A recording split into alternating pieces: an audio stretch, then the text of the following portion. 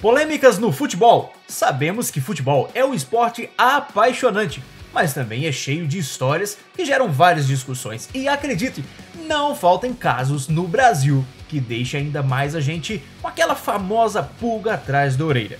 Será que você lembra de algum jogo que teve algum lance que foi marcado por algum pênalti inexistente, por exemplo? Ou talvez você se recorde de alguns jogadores que tiveram seus nomes em todos os jornais por contas de brigas ou coisas peculiares. Saiba que isso não para por aí, tem muito mais. E hoje a gente vai conhecer quais foram as maiores polêmicas do futebol brasileiro. Então dê um chute aqui embaixo no botão do like e já se inscreva no canal e vamos lá conhecer essas polêmicas. Em 1987, um ano conturbado para o futebol brasileiro, principalmente para as duas equipes específicas, o Sport Clube de Recife e o Flamengo. Tudo começou quando a CBF disse que não tinha condições de arcar com a organização do Campeonato Brasileiro de 1987.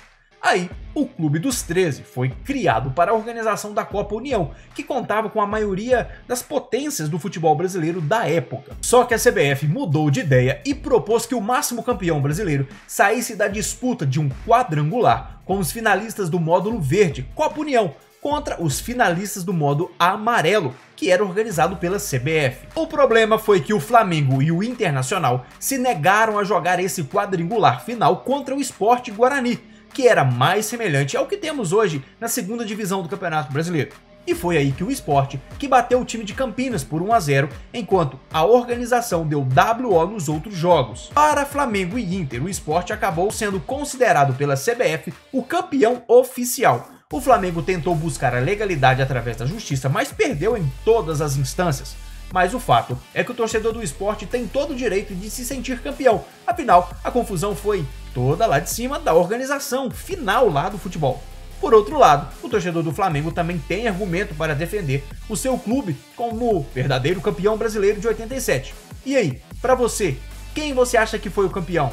Flamengo ou Sport? Agora o ano de 1990 e a polêmica envolvia o time do São Paulo. O Campeonato Paulista de 1990 foi disputado por 24 equipes e a Federação Paulista de Futebol queria reduzir o número de participantes para 14 já no ano seguinte. Então os 10 times com as piores campanhas seriam rebaixados para a segunda divisão. Mas atenção, o regulamento não previa rebaixamento naquela edição. O São Paulo não teve uma boa campanha em 1990, ficando muito mal colocado na primeira fase e tendo uma campanha muito ruim na repescagem.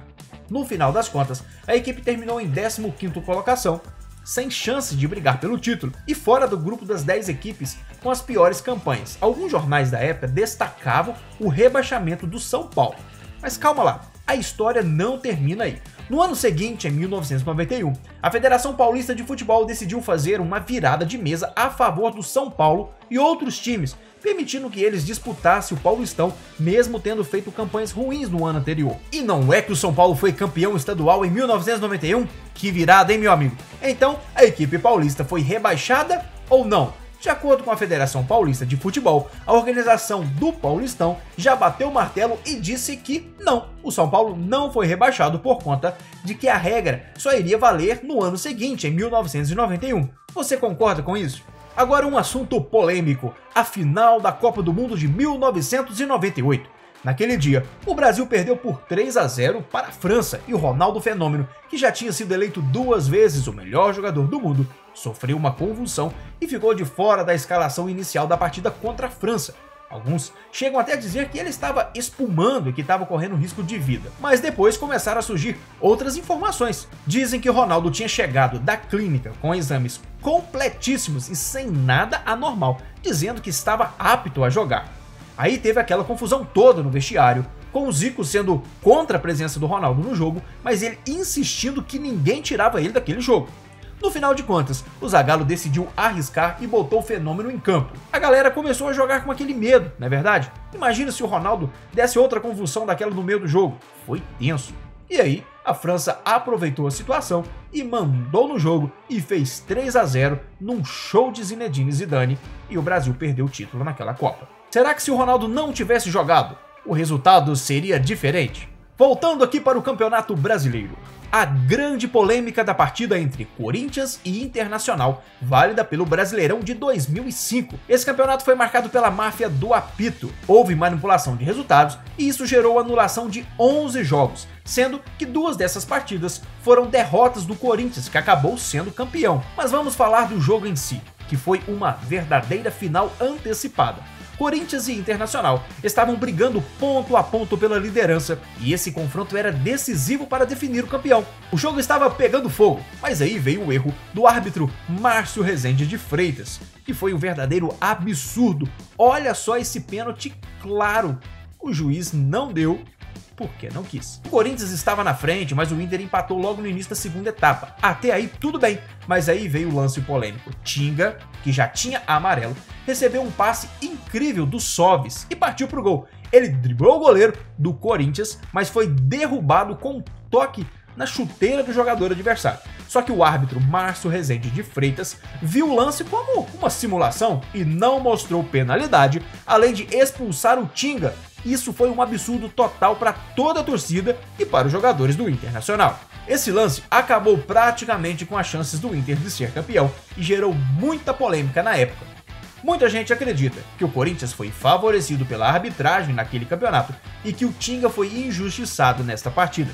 Será que teve alguma máfia aí mesmo nesse jogo? E essa polêmica, que sacudiu o mundo do futebol na Copa de 98, na França, e deixou a galera revoltada. Estamos falando do corte do atacante Baixinho Romário pela comissão técnica da seleção brasileira. Na época, Romário era o craque consagrado e todo mundo esperava que ele estivesse presente na Copa do Mundo. Mas infelizmente, ele acabou sofrendo uma lesão que o deixou de fora da competição.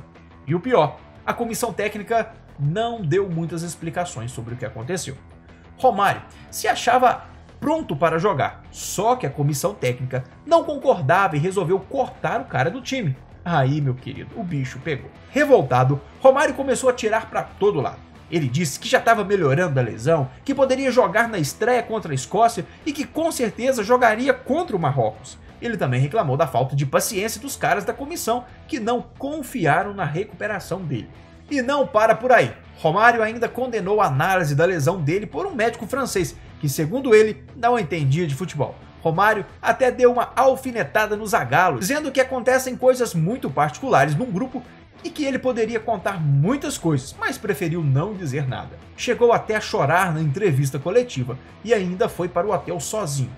Então a comissão técnica pediu para convocar o meia Emerson do Bayer Leverkusen na época no lugar dele.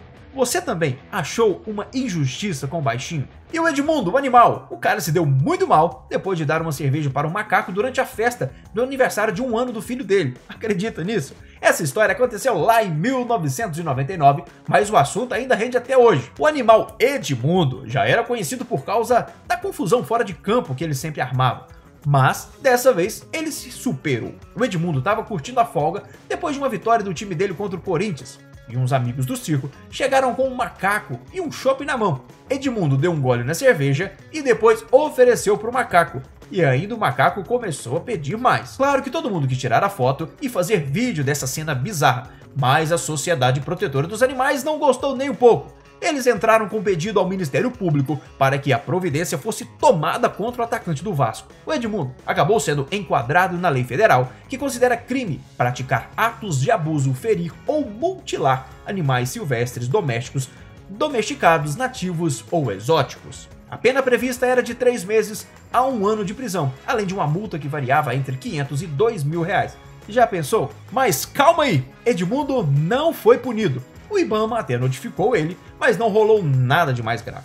Mas apesar disso, a história ficou marcada na carreira do jogador Edmundo e até hoje é lembrada como uma das maiores polêmicas envolvendo futebol e animais. Agora me diz aí, você conhece alguma outra polêmica no futebol brasileiro que seja marcante? Algo que possa ter acontecido com o Romário, Edmundo, por exemplo? Deixa aqui embaixo o seu comentário. Aqui é o Emerich, valeu galera e aquele abraço!